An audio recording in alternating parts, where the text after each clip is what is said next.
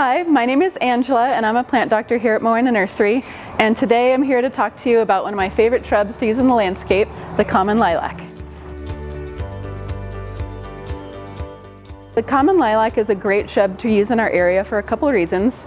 They actually really like our alkaline soil, so they do really well here. They do like at least 6 hours of sun a day, so they're great to use in full sun spots. But lilacs actually do prefer some afternoon shade, mainly because they're more cold tolerant than they are heat tolerant, so they kind of like that cooler air in the afternoon. One of the best things about lilac are its fragrant blooms. They bloom for a short period in the spring, but they really bring some great fragrance and color. Common lilac gets about 8 to 10 feet tall, maybe up to 12, so it's great to use in really large areas, maybe a corner, maybe on a hillside that you want to fill in. Lilacs spread by suckering, and so that means that new shoots will come from the roots, and this can be good or bad depending on how much maintenance you prefer to do in your yard. Lilacs overall are low maintenance shrubs. The main thing you're going to do as far as maintenance is probably a yearly pruning. Pruning lilacs is good for a couple of reasons.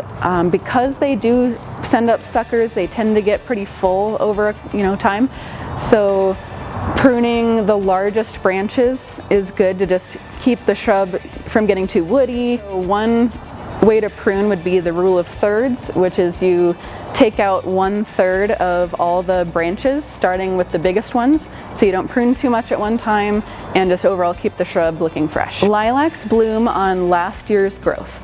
So what this means for pruning for you is you want to wait to prune your lilac shrubs until after they bloom.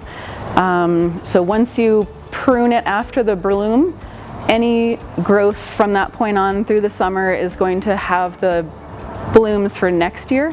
And so if you prune it in late winter, early spring, or in fall, then you're going to cut off all the blooms for that next growing season.